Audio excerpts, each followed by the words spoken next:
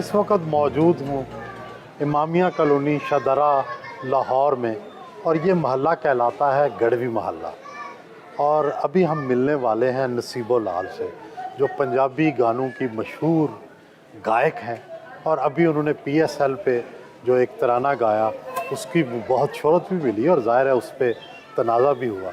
नसीबो लाल जो हैं वो गढ़वी मोहल्ला में अपनी 7 बहनों और 2 भाइयों के साथ उसी हालात में रह रही हैं जिस हालात में शायद उन्होंने गायकी शुरू की थी। उनके माशी हालात तो बदले, हज़ारों गाने उन्होंने गाए, लेकिन वो अपनी जो रहन सहन है वो उन्होंने नहीं बदला। ये साथ ही रेशमा का घर है, वो भी इसी गढ़वी मोहल्ले में जो थी रहती थी। ये सारे जो हैं ये जयपुर राजस्थान के रहने वाले हैं, और गायकी ही और गाना ही इनका जो है वो बूदोबाश का एक ज़रिया है। और यहाँ हर तरफ गंदा पानी है, मक्खियाँ हैं, गंदगी के ढेर हैं, लेकिन इसके बावजूद वो यहीं रहती हैं अपने बहनों और भाइयों के साथ।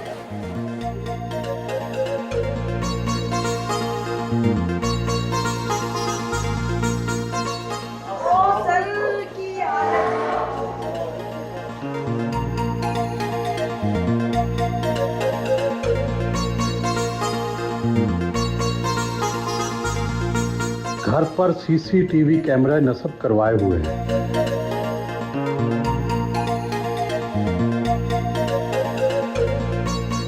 राजस्थान के खाना बदोश खानदान से ताल्लुक जी।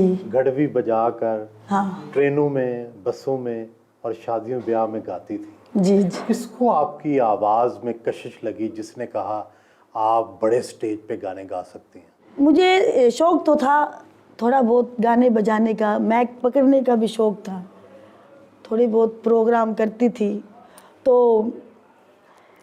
मेरी एक सहेली थी, उसका नाम रशीदा है, वो स्टूडियो लाइन पे वो उनका आना जाना था, तो मैं देखती थी।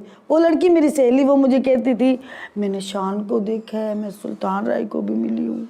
तो मैं उसको हैरान होकर देखती थी, भाई अच्छा फिर आप आर्टिस्टों को मिलती हैं? कहती हैं हाँ, तुम मेरे साथ चलो, मैं तुम्हें मिलाऊंगी। मैंने बोला मैं सुल्तान राय से मिलना चाहती हूँ, मुझे बहुत अच्छे लगते थे वो। तो उन दिनों में वो हयात थी, तो मेरा उधर आना जाना शुरू हो गया स्टूडियो। मैंने सुल्तान राय को देख लिया। फिल्म एक थी सन्नाटा, उसकी शूटिंग हो रही थी, तो मैंने बोला सुल्तान राय साहब अल्लाह आपको ज़िंदगी दे, मुझे बड़ी ख्वाहिश थी आपको देखने की। स्टूडियो तो चलेगी, डर लग रहा कि भाई कोई बंदा ना देख ले कि भाई तेरी पुत्री है ना जी नसीबा, वो स्टूडियो जा रही है, डर मैनू ये लग रहा। वहाँ सरवर साहब जो थे ना, जिनकी फिल्म है देसां दा राजा, वो वहाँ बैठे। तो वो उसने बोला कि ये मेरी सहेली है, इसका नाम नसीबा है, इसको गाने का बड़ा शौक़ है। कहते अच्छा बैठ जाओ। मैंने बोला मुझे गाने का बड़ा शौक़ है, तो वजह ये है कि मैं गा नहीं सकती, कि हमारी बिरादरी में जो असूल है वो बड़े मुश्किल टाइप के हैं। तो उन्होंने बोला अच्छा, मेरी मंगनी हुई थी, डर मुझे ये भी था कि मेरी मंगनी ना टूट जाए, मैं बदनाम ना हो जाऊं, ये बड़ा डर होता है। तो फिर नसीबो तुम्हें कौन शादी तुम्हारे साथ करेगा, तुम तो आर्टिस्ट बन जाओगी, तो फिर लोग तो कहेंगे ये तो ख़तरनाक बड़ी है। तो वो मुझे कहते हैं आपको ये गाना आता है, माया वे बोल वे, मैडम नूरजहान का गाना है। वो कहते हैं इसकी तो आवाज़ बड़ी अच्छी है, आप ये करो कल इसे एवरनूर स्टूडियो ले आओ। अच्छा आप एवरनूर स्टूडियो हम आ गए रेल पार्क से। अब वहाँ मैं गाना गा रही हूँ, अखियाँ दे मोतियाँ दी टुट गई माला, मिल गए हंजुआं नू देश निकाला। सारे नूरजहां के गाने प्रैक्टिस करती थी जी, मैं उनकी फ़ैन थी बहुत बड़ी। मुझे उनके जो गाए हुए गाने हैं ना, उनकी वजह से मैं रिहर्सल मिली है मुझे बचपन से, इतनी सी थी ना मैं। तो मैंने पहला गाना मैडम नूरजहां जी का गाया, जदों होली जी लेना मेरा ना, मैं था मर जानिया। तो उसमें वो मुझे नीता नीता ना कहती थी मैं, क्योंकि वो लफ्ज़ नहीं आते थे। तो मेरा अच्छा, मैं जब छोटी सी थी ना, तो मैं रोई, तो मेरा नानू कहते हैं, मेरी माँ का नाम भी बीबा था, तो मेरा नानू कहते हैं बीबा ये जो तेरी बेटी है ना, ये इतना ऊंचा रोती है, ये बड़ी सुरीली होगी। रोने में भी सुर लगाती थी। हाँ, मैं बड़ा ऊंचा रोती थी और मैं 5वें नंबर पे बेटी थी, भाई नहीं था हमारे। और मेरे बाद बेटा हुआ है मेरी माँ के, फिर एक और बेटा हुआ है, 2 भाई लेकर आई हूँ मैं बचपन से क्या, मुझे अल्लाह ताला ने भेजा ही नसीब लिख कर है। तो जब मैंने ये गाना गाया ना, अखियां दे मोतियां दी टूट गई माला, जब मैंने ये अंतरा कहा ना, जब मैंने ये लाइन बोली ना, तो उस्ताद ताफो साहब जो थे ना, मेरे उस्ताद, अल्लाह उन्हें ज़िंदगी दे, वो कमरे से है ना बाहर आ गए थे कि ये कौन है।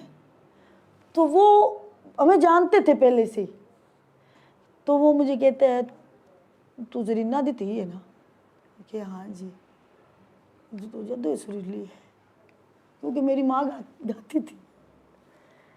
तो उन्होंने सुना हुआ था मेरी माँ को, मैंने कहते एक है। फिर मैंने वो भी कहा, फिर मैंने और कहा यही, फिर मैंने कहा, फिर मैंने कहा, 5-10 बार मैंने कहा ना, तो मैं खुद ही ये गाना गाने लगी। और ये मुझे नहीं पता था ये वो गाना है जो फिल्म का है, देसां दा राजा। उन्होंने इस तरीके से मुझे इस गाने की रिहर्सल करवाई। उसी वक्त उन्होंने बोला कि हम चलते हैं, आपको स्थाई अंतरा याद है ना। मैंने बोला हाँ, आपका गाना भी ये है, ठीक मुझे याद है ना, मैं आपको सुनाऊं। नहीं तो ये गाने याद कैसे कर लेती हैं आप, तो पढ़ी लिखी नहीं है। नहीं, मैं रटाती हूँ ना गाने, जो रिहर्सल करती हूँ। किताब पढ़ लेती हैं आप? क्यों नहीं पढ़ लेती, क्या लिखा हुआ है लाओ पढ़ूँ। अच्छा, तो फिर इसका मतलब है थोड़ा बहुत पढ़ी लिखी। पढ़ी हुई थी मैं, हाँ। मुझे स्कूल का शौक था, मेरी माँ को पढ़ाने का बड़ा शौक था बच्चों को। हाँ जी। कितनी 3-4 क्लासें पढ़ी हैं? बस ये उन दिनों में मैं ये 5 पढ़ी हुई थी। ये गाना मैं पढ़ कर ही गाया था, वो गाना 5 पढ़ी हुई थी मैं। शौहर और बच्चों के हमरा नाश्ता किया। शादी को कितना अरसा हो गया? तकरीबन 20 साल हो गए। बड़ी सख्त हैं आप, पर रोब रखती हैं? ना जी ना, घर का माहौल है, हमारे घर का घरेलू माहौल है, फैमिली है हमारी, बिलादरी है, और वैसे मेरे मामू की बेटी है। गुस्सा कौन ज़्यादा करता है? गुस्सा जिस टाइम आता है तो दोनों को गुस्सा ज़्यादा आता है। अच्छा, फिर क्या करते हैं गुस्सा जब आता है? मैं मेरे भाई के घर चली जाती हूँ, ये उधर अपने भाई के घर, इसको इधर छोड़ देती हूँ, मैं इधर रह जाता हूँ। फिर 1-2 दिन के बाद हम ले ले आते हैं मुझे। आप भी गाने सुनते हैं इनके? क्यों नहीं जी, मैं खुद तबला बजाता हूँ। ये हाँ, आम तौर पर लोग थोड़े अमीर हो जाएं तो गली मोहल्ला बदल लेते हैं, अपनी बूदोबाश बदल लेते हैं। आप उसी गढ़वी मोहल्ले में अजीज़ों रिश्तेदारों के करीब रह रही हैं, ऐसा क्यों? नाम ही गढ़वी मोहल्ला है। हाँ, तो हमारे मोहल्ले का। हाँ। अच्छी बात है ना, औकात नहीं भूलनी चाहिए। क्या हुआ है, किधर रहना है, मरना नहीं है क्या? मरोगे तो वो मिट्टी मुझ पे पड़ेगी जो नवाबों पे पड़ेगी, वही मेरे पे पड़ेगी। थोड़ा ही झूठ बोल। नहीं तो फिर घर वालों ने आपको कैसे कबूल कर लिया? सुनो, ये भी आए हाय, ये तो बड़ी डेंजर बात है। वो गाना मुझे चले गए लेकर भट्टी स्टूडियो गई, तो वहाँ अदरीस साहब थे। तो मुझे नहीं पता है कि भाई मेरा गाना रिकॉर्ड होगा, अभी भी मुझे नहीं पता है। वो गाना मैंने तो याद किया हुआ है ना। ये बड़ी दुखिया बात है। अब मैं डरूंगी ते नाल ही मैंने उस्ताद जी कह रहे हैं तू ये कर, ए अस्ताई है ना जेड़ी, ए खादम हुसैन तेरे नाल जांदा है ते रिदम नाल ओ जड़ा मैक लगे है ना अंदर, ओदे ते कह के आ। हाँ, मैक ते कहना है? अच्छा हुण पता नहीं है मैनू। मैक ते कहना कोई गल नहीं उस्ताद जी, कह देंगी। हुण जिस वेले मेरी आवाज़ मैं गाई ना उस्ताई ते अदरीस साहब होरे कहंदे ने यार एदा आवाज़ बड़ा चंगा है। अच्छा रिकॉर्डिंग हो गई, बाहर आ गई, हुण बार बार लाई जावे। तो उन्हें सर्वर ने मैनू इशारा किया कि नसीबो ये गाना इस फिल्म दा है। तो मैं क्या है, मैं गा रही हाँ, फिल्म का गाना गा रही हाँ। अच्छा बड़ी गल है। ਹੁਣ मैं कहां या अल्लाह किथे ना होवे मेरा निकाह टूट जावे। गाना मैं हुण ओ स्थाई गाई इन्ने विच। हुण मैनू रात नू नींदर ना आवे मैं स्थाई ते गा लई। नसीबा तेरी जिंदगी खराब हो जाएगी, तू गा भी नहीं सकेगी, ना वो भाई तेनू गाना गुआवेगा ते ना तेनू उस्ताद जी गाना गुआवेगा। ते तेरा जेड़ा छोटा जिहा क्लिप है ना ये तेरा आ गया बिरादरी विच ते तू हुण बह जा एक साइड ते, क्योंकि तेनू ते सारे ही कहणगे कि बड़ी बुरी है, बड़ी बुरी है, बड़ी बुरी है। तेनू किसी ने ब्याह ही नहीं करवाना तेरे नाल, तेरी सारी जिंदगी इत्थे गुजरेगी। कि फिर ये करी तू मर जाई। मैं भी सोच लिया वहाँ फेरे कर नसीबो फिर तू मर जाई। अच्छा सुबह हुई मेरी माँ आ गई तो मैं मेरी माँ ने कहा माँ मेरा भट्टी स्टूडियो ट्रैक हो रहा है। माँ ट्रैक का भी मैंने उस्ताद जी ने दस दिता भाई गाना रिकॉर्ड हो रहा है बेज बन रहे तो माँ मेरे नाल चल ते उत्थे गाना करना है। अच्छा चाल मेरी माँ ने कहा आए चलिए, उन्होंने भी शौक से आए की हो गया हो जी आ चलिए। मेरी माँ जो मेरे साथ चली और हम चले गए सीधे भट्टी स्टूडियो मून मार्केट। वहाँ मैंने गाना किया जिदा यार जुदा हो जावे पूरा। अब मैंने ये गाना जो था ना एक कैसेट में हो गया तो वहाँ पूरा मीडिया इकट्ठा हो गया कि एक लड़की की नई आवाज़ आई है नसीबा। हाँ नसीबा है उसका नाम, नसीबा है मेरा नाम। तो नसीबा से नसीबो हो गया मेरा नाम। तो फिर एक लड़का था, मैंने वो उस्ताद जी के साथ काम करता है, उसका नाम नदीम है। तो मैंने बोला नदीम ये गाना है ना जो हमारी बिरादरी तक नहीं पहुँचाना है, मेरे हमारे महल्ले के तक, क्योंकि वहाँ ये अभी फिल्म में भी नहीं आया और ना ये हिट हुआ है, तो कहीं ये ना हो मेरी ज़िंदगी में एक मसला पैदा हो जाए। उसने बोला ना ना मैनू की ज़रूरत है, मैं क्यों करा। अच्छा बड़ी मेहरबानी। ਉਹਦੇ ਅੱਗੇ मैं हथ जोड़े, ਉਹਦੇ पैर भी पे सी, पैरी भी पे सी। अब मैं बसों पे रक्शे पे ऐसे कर कर आहिस्ता आहिस्ता घर आ रही हूँ। और वो उस्ताद जी के साथ था, उस्ताद जी के पास तो गाड़ी थी, उसने उसे उधर उतारा। वो तो मेरे से पहले 2 घंटे पहले पहुँच गया। उसने अपनी दुकान पे फुल स्पीड क्या लगाया हुआ। मैं घर आ गई। मेरे भाई ने ईंट है ना जो ईंट उठा के और मेरे मुंह पे मार दी। ईंट है ना जो ऐसे गिर गई आगे आके मुंह पे इधर ऐसे गिर गई। ये क्या हुआ? लगी नहीं? नहीं, जैसे कि करिश्मा होता है ना, लेकिन उसने मेरा मुंह खराब कर दिया था। उसने तो मार दी। मेरी माँ ने फिर से बोला क्या हुआ? पूरी दुनिया सुन रही है, कोई थिएटर से गा कर आ रही है क्या, या कोई मौत के कुएं में गा के आ गई, या कोई रेडियो पे गाया है, टीवी पे गाया, उसका तो गाना ही फिल्म में है डायरेक्ट। वो समझदार थी मेरी माँ। एक वक्त ऐसा भी था जब आपसे आपकी मर्जी से या मजबूरन आपसे फोश गाने और फजूल गाने भी गवाए गए, इससे बड़ी बदनामी हुई। उन दिनों में कुछ काम ही ऐसा था कि गाना पड़ता था, खुशी से गा लो, भले मसलन कैसे ही गा लो, गाना पड़ता था। नहीं, क्या पैसों की वजह से या ज़बरदस्ती करते थे? नहीं नहीं, मुझे भी गाने का शौक था। घर में तोता रखते हैं ना लोग, रखते हैं ना, उससे आप कलामे पाक भी पढ़वाते हैं। और कई घरों में ऐसे भी तोते हैं जो गालियाँ निकालते हैं ना। तो ये मेरे पे आप फेंक दो ये बात कि नसीबो गाना गाती है, तो मैं अच्छे मुझे गाने देंगे तो मैं वो भी गा दूंगी, और अगर मुझे बुरे गाने मिलेंगे तो मैं वो भी गा दूंगी। नसीबों पे है सब।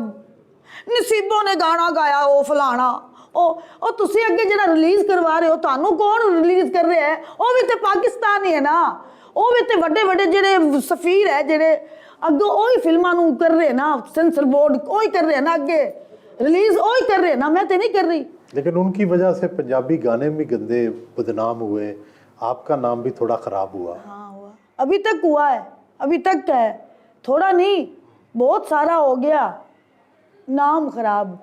फिर मैंने उन गानों के अंदर विचरण करना है। आपा दोवें रुस बैठे था मनाऊ कौन वे। अगर मेरे 1000 गाने वो क्या कहते हैं फोश है ना, तो मैंने 2000 गाने सैड सॉन्ग गाए हैं। पीएसएल के तराने की पेशकश हुई, क्या आपको अंदाजा था ये क्या है, क्रिकेट क्या है, पीएसएल क्या है? नहीं, और इसका मुझे नहीं पता था, और मैंने जिंदगी में सोचा भी नहीं कि मुझे इतना बड़ा गाना मिल जाएगा। एटम लोगों ने तनकीद भी बड़ी की। बातें ना बनाए तो फिर वो जो शख्स है उसका जीने का कोई स्वाद नहीं है। आपको तनकीद में मजा आता है? क्या आपके ख्याल में तनकीद होती रहनी चाहिए? होनी चाहिए, अच्छा तनकीद में करते, मजा आता है। हाँ अच्छी बात है, करना चाहिए, क्योंकि मैंने गाने इतने ही गा दिए तो उनका हक बनता है। ये जो आपको गानों की आमदन होती है, जाहिर है लाखों रुपए कमाए हों, जी, तो वो लाखों रुपए फिर घर पे तो नहीं लगाए, कहाँ लगा दिए? बहनों भाइयों में? इतने नई फिल्मों के गानों में पैसे मिलते हैं, 2000, 3000, 1500। अब आपको यकीन भी नहीं आएगा, क्योंकि मैंने इतने गाने गाए हैं। क्यों गाए हैं इतने गाने? इसलिए तो गाए हैं कि भाई एक दिन में 10 गाने कर दिए, 10,000 हो गया। नहीं तो ये पैसे जो हैं ये अपने बहनों भाइयों में फिर आगे बांट देती हैं, क्या करती हैं? कोई बहन भाई मजबूर है, उसकी बेटी का ब्याह है, मसलन कि कोई बीमार है, अल्लाह माफ़ी दे, या कोई खुशी है, या कोई छिला हो जाता है घरों में, तो उनको मैं इजीली पैसे दे देती हूँ। भाई पैसों से अगर जान बचती है, इज्जत मिलती है तो कोई बात नहीं। कोई बात आप शुरू ही से सुरीली थी या मौसीकी की बाकायदा तालीम हासिल की? नहीं। नहीं, मैंने मौसीकी की कोई तालीम हासिल नहीं की। मेरी माँ ने मुझे थोड़ा बहुत सिखाया। हमारा ख़ानदान ही गाने बजाने वाला है। हमारे ख़ानदान में मेहंदी हसन साहब, वो भी राजस्थान, वो भी राजस्थान के, रेशमा जी वो भी राजस्थान की है, हेमलता जी वो भी राजस्थान की है। तो हमारे ख़ानदान में ये विरसे में आया हुआ है गाना बजाना। तो खाना बदोश तो एक, जब हम इंडिया से पार्टीशन के दौरान वो जो जंग हुआ था, उसमें कई लोग उधर चले गए थे, कई लोग इधर चले गए थे, उसकी वजह से हम खाना बदोश हुए हैं। सबके घर थे, ज़मीन थी, हाँ अभी भी हमारे उधर बहुत ज़्यादा ज़मीन है हमारे राजस्थान में। डरे हुए थे, एक तो हम गाने बजाने वाले, ऊपर से जंग, बम धमाके, चाकू, छुरियाँ, तो वो डर डर कर रहने लगे। भाई जिस तरह भी मेरा सियाज बम सुट देता किसी ने, क्या करेगा। गढ़वी मोहल्ले में ही लेजेंड गुलकारा रेशमा मतफन है। उनकी कब्र पर फातिहा खानी करने आई।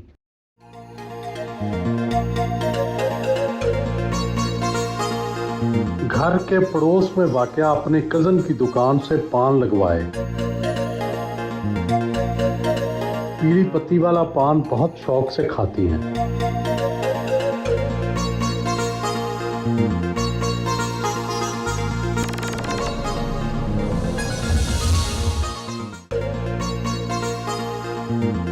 घर से रवाना हुई।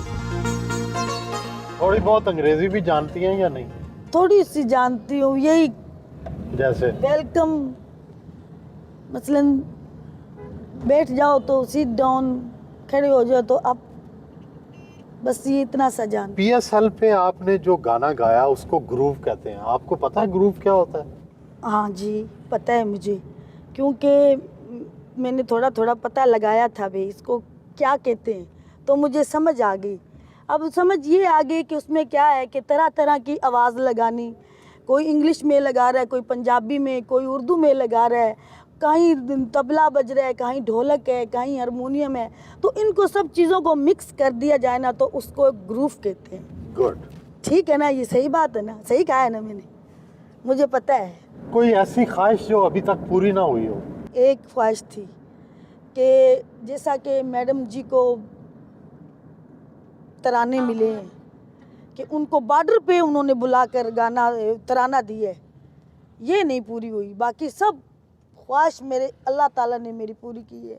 आपने गुर्बत को तो करीब से देखा होगा। देखिए लोगों की देखी और मैंने उनकी हेल्प की है और रोई हूँ उनके पास बैठ कर, भाई पैसों के लिए कभी मत मरना, मेरे पास आ जाओ, रोया मत करो। मुझे कोई रोकर दिखा देना तो मैं इतनी मोमन हूँ खुद कि मैं उसके साथ रोना भी शुरू कर देती हूँ। भाई तुम क्यों रो रहे हो, और ये जब कोरोना आया है ना, कोरोना शुरू हुआ है, तो मैंने मेरी कौन सी बिरादरी है जिसको मैंने राशन नहीं दिलाया, पैसे नहीं दिए।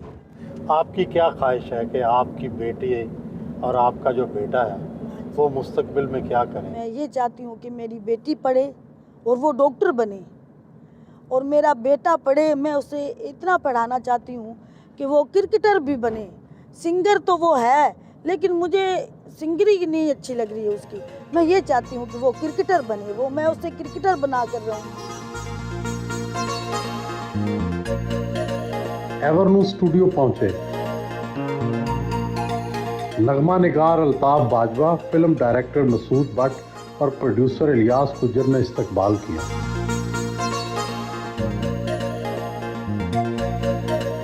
कुछ लोग अल्लाह ताला से पता करता है कि उनका सानी सदियों पैदा नहीं होता। उनमें सुल्तान राय साहब भी थे, उनमें मैडम नूर जहाँ भी थी। ये वो फनकार हैं जो सदियाँ तरसेंगी इनके लिए। नसीबों का कमाल ये है कि वो मौसीकी की आवाज़ जिसकी छत पूरी इंडस्ट्री को कवर किए हुए थे मैडम नूर जहाँ की, उस छत को इसने गिरने नहीं दिया। और अल्लाह ताला इसको और तरक्की और इज़्ज़त दे, और इसको पाकिस्तान फिल्म इंडस्ट्री के लिए इसके अंदर एक दिल हमदर्द रखे। और ये पाकिस्तान फिल्म इंडस्ट्री के प्रोड्यूसरों के लिए मैं खुलकर बात करूँगा, अपने रेट को प्रोड्यूसर को देख कर रखे। ये बहुत ज़्यादा पैसे मांगती हैं जी, तीन सन में टोटल पंजाब के सर्किट के, और प्रोड्यूसर को पता होता है कि ये पैसा जो मैं लगा रहा हूँ ये मुश्किल से आएगा, इसके बावजूद वो खुले दिल से पैसे देता है। तो उसके साथ तामन जो है, तो इस चीज़ को मद्देनज़र रखना चाहिए। नसीबों को अल्लाह और भी इज़्ज़त दे। वो एक गाना कहीं गाएगी तो उसको लाखों रुपए मिलेंगे, बिल्कुल, और ज़्यादा मिले, हमारी ये दुआ है। लेकिन पाकिस्तान फिल्म इंडस्ट्री के प्रोड्यूसर को ज़िंदा रखना हमारे लिए ज़रूरी है। नासिर साहब ने जितनी भी बातें की हैं मैं उससे एग्री करता हूँ, और नसीबों से मैं भी रिक्वेस्ट करता हूँ कि हमारे प्रोड्यूसरों को जो इस वक्त पंजाबी फिल्म बना रहे हैं वो वलाय साहब जहाद कर रहे हैं। इनकी ज़रूरत है फिल्म इंडस्ट्री को, जो लोग इनके पास आते हैं कि हमारी फिल्म में गाना गाओ, क्योंकि इनका सानी कोई नहीं है फ़िलहाल। तो इनको भी चाहिए कि अगर लोग इनके पास आते हैं तो उनको उतनी ही खंदा पेशानी से पेश आएँ। इनका अंदाज़ है गाने का, मेरा ख्याल है कि जितना सुर और लय जो म्यूज़िक डायरेक्टर चाहते हैं इस वक्त इस दौर के, वो थोड़ा सा काफ़ी ऊंचा है, लेकिन नसीबों उनके सुर और लय में पूरी फिट बैठती है, और इसीलिए इनका हिट होने का ये जवाब है। नहीं, मैं इसकी थोड़ी सी क्लियर करने लगा ना बात, जो दोनों की बात अच्छी है, लेकिन अगली बात ये है कि नसीबों पर मान भी जाती है। ये मुझे पता है कि नसीबों अगर डिमांड करती है ये लूँगी, मैं कहता हूँ नहीं, ये इंडस्ट्री है, ये हमने इसका साथ देना, फिर मान भी जाती है। ठीक है, मुझे आप एक बता दो, थोड़ी सी बोल लूं। बोले कितने पैसे देते हो एक गाने के, इतना बता दो। चल, लाख रुपया दे रहे हो? अच्छा, ये तो बहस 50,000। अच्छा, ये तो बहस नहीं है ना। मसलन इस वक्त जो पंजाबी फिल्में बन रही हैं नसीबों, कभी पूरे पैसे दिए गानों के? नहीं, ये भी तो बताओ ना, आगे मेरी बात कर रहे हो आप लोग। तो मैंने, चलो उनमें से 25,000 रुपया, अगर मैं 25,000 की तो कोई अमाउंट भी नहीं है, ये तो बात करती हूँ 50 लाख रुपया ले रही है दुनिया गाने का। मुझे तो वहाँ तक आपने पहुँचने भी नहीं दिया। मुझे तो पहुँचने अच्छा, चलो मैंने 25,000, 10,000, 15,000 में से भी आप मुझे फुल पावर का गाना देकर उसमें भी आप कम करते हैं, तो वो फिर आप मुझे दे ही ना, मैं वैसे ही गा दूंगी, कोई बात नहीं। फुल पावर का गाना तो आप गा सकती हैं, तो वो देते हैं। पड़ जाएगी कि नसीबों पता नहीं 2 लाख रुपया ले रही है या 1,20,30 हजार रुपया एक गाने का। वो भी मैंने अभी 2 महीने हुए, 3 महीने हुए मैंने अभी किए हैं। लेती कितने हूँ ये भी तो बोलो। 15,000 रुपया देते हैं फुल पावर गाना। 5-6 गाने करवा कर भी पैसे बाद में देते हैं, पहले नहीं देते हैं। ये भी तो सुनाओ ना भाई। हम ये बैठ के एक तय कर लेंगे, प्रोड्यूसर सारे, जो जायज़ होगा वो आपको मिल जाएगा, और पहले ले लेना, पहले ले लेना। नसीबों लाल हमारी फिल्म इंडस्ट्री की ज़रूरत है मौसीकी के हवाले से, और मेरा पहला गाना नसीबों ने गाया जो इश्क़ दवाल से उन्होंने सज्जन परदेसी हो गया, बल्कि फिर उस फिल्म के सारे मेरे गाने थे। और अगर नसीबों ने 1,000 गाना गाया तो 900 गाना मेरा, जिसमें से तकरीबन 800 हिट गाने हैं मेरे। जो इश्क़ दवाल सानू आया ऐ मेरे हुसैन कर मेरी जान सजना अल्लाह तो डोरियाँ। अच्छा दूसरी बात ये है कि कभी कभी हमारी थोड़ी सी हो जाती है थोड़ी सी अनबन, तो मैं कहता हूँ नसीबो जब तुम सुर लगाती है ना मैं फिर मुँह हो जाता हूँ।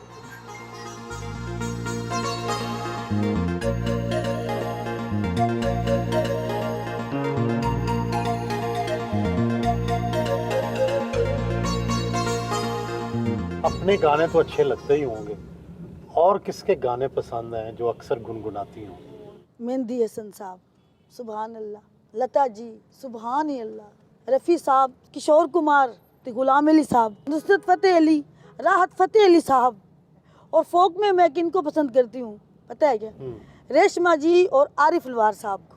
और मैडम जी की मैं बहुत बड़ी फ़ैन हूँ और वो मेरी रूहानी उस्ताद है। मैं शुरुआत ही मैडम जी के गाने से करती हूँ और आखिर भी उन्हीं के गाने से करती हूँ। मैडम से तो नहीं आप मिली, मौका मिला होगा? नहीं आप छोटी मैं गई थी, नहीं मैं गई थी कराची जब मैडम जी हयात थी, मिलाया भी नहीं मुझे। हम दरवाजे पे खड़े थे, अंदर भी नहीं हमें आने दिया कि शोर होगा तो वो जाग जाएंगी। तो फिर मैंने बोला हम शोर नहीं करेंगे, हम चले जाते हैं, कोई बात नहीं।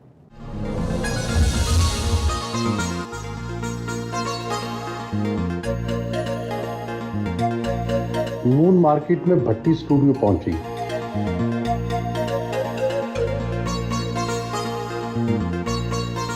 नसीबों के गाने इंडिया से बहुत ज़्यादा जो कनाडा में फिल्में बन रही हैं, फिर बड़े आर्टिस्ट मैं जाता हूँ बाहर, इंग्लैंड वगैरह अमेरिका जाता हूँ मैं, तो सारे इंडियन आर्टिस्ट से हम गेट टुगेदर होती है हमारी।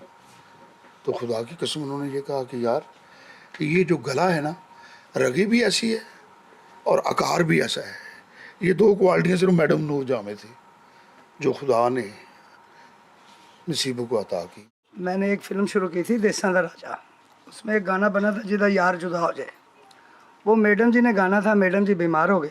मैंने इनको कहा, मैंने कहा आपको, मैंने 2-3 दफ़े इन्होंने कहा इसने बहुत अच्छी लगी मुझे। वो तहफ़्फ़ुज़ बड़े तरीके से उठ के ना तो बाहर आ गए दफ्तर से, तो मुझे उन्होंने बाहर बुलाया, कहता उस्ताद तेन की हो गया? मैं कहा जी क्या हुआ? कहता तू बर्बाद कर देंगे एडा बड़ा गाना। मैं कहा उस्ताद जी एडा अच्छा तो कह रही है। कहते फिर कल गाना रख दे। मैंने कहा जी रख ले। इसी भट्टी स्टूडियो में वो गाना हुआ है जिदा यार जुदा हो जाए। फिर ये जितने म्यूजिशियन थे, जितने लोग थे, कोई घर नहीं गया। जब इन्होंने गाना गाया सब ने इनको नज़र की, उसके बाद सब इनके अजीज़ हैं, रिश्तेदार हैं, हम दूर हैं। नसीबो लाल का पहला गाना आप ही के स्टूडियो में रिकॉर्ड हुआ, क्या तासुरात ने आप जब पहली दफ़ा आवाज़ सुनी? तो मैंने मैडम नूरजहाँ के साथ तकरीबन 30-40 साल काम किया है, तो वो हमें कानों में एक आवाज़ रची हुई थी। तो जब मैंने नसीबो जी को सुना तो मुझे लगा कि ये इसमें कुछ है, इसमें बहुत टैलेंट है। साउंड रिकॉर्डिस्ट खुरम भट्टी ने गाना रिकॉर्ड करवाया।